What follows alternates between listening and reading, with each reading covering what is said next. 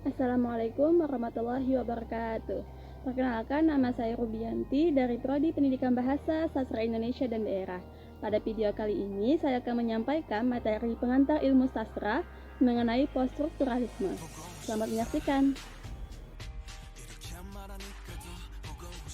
Munculnya pemikiran poststrukturalisme sebenarnya berangkat dari reaksi studi bahasa dan sastra, juga disiplin ilmu lain terhadap stagnasi strukturalisme sepanjang abad ke-19. Analisis sastra sebagai bagian dari studi wacana dan kebudayaan semakin memperoleh tempatnya ketika muncul gerakan yang kemudian disebut poststrukturalisme.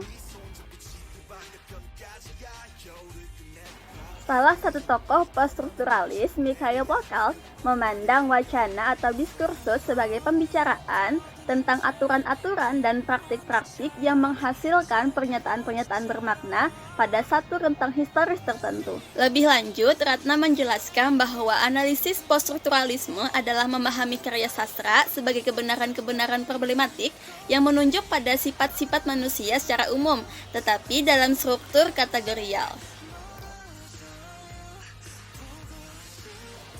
Mengutip Rizer, Ratna mengungkapkan ciri-ciri interaksi simbolik ke dalam 5 ciri dominan, yaitu yang pertama, berbeda dengan binatang, manusia memiliki kemampuan berpikir. Yang kedua, kemampuan berpikir itu terbentuk melalui proses interaksi sosial. Ketiga, dalam interaksi sosiallah manusia mempelajari arti dan makna simbol-simbol yang pada gilirannya akan meningkatkan kemampuan berpikirnya. Yang keempat, atas dasar penafsiran dan kondisi yang dipahami manusia mengubah arti dan makna simbol-simbol. Yang kelima, pola-pola tindakan dan interaksi yang berhubungan inilah yang membentuk kelompok dari masyarakat. Ranah lain yang harus disasar oleh interaksi simbolik adalah arti aspek-aspek kultural sebagai pengalaman hidup, seperti karya seni secara keseluruhan, termasuk seni populer, surat kabar, televisi, dan media massa yang lain. Feminisme berasal dari bahasa Perancis.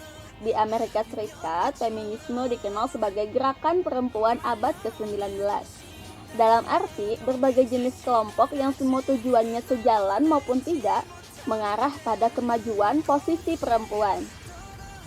Teori feminisme bermula dari adanya anggapan tentang ketimpangan posisi perempuan dibandingkan laki-laki di masyarakat. Salah satu konsep landasan feminisme adalah konsep gender. Macam-macam aliran utama feminisme.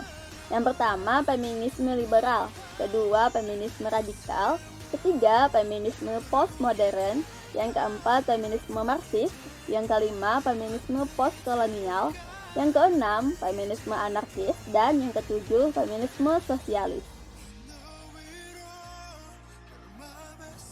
Dekonstruksi dapat diartikan sebagai pengurangan atau penurunan intensitas bentuk yang sudah tersusun sebagai bentuk yang sudah baku. Dalam teori kontemporer, dekonstruksi sering diartikan sebagai pembongkaran, pelucutan, penghancuran, penolakan, dan berbagai istilah yang dalam kaitannya dengan penyempurnaan arti semula.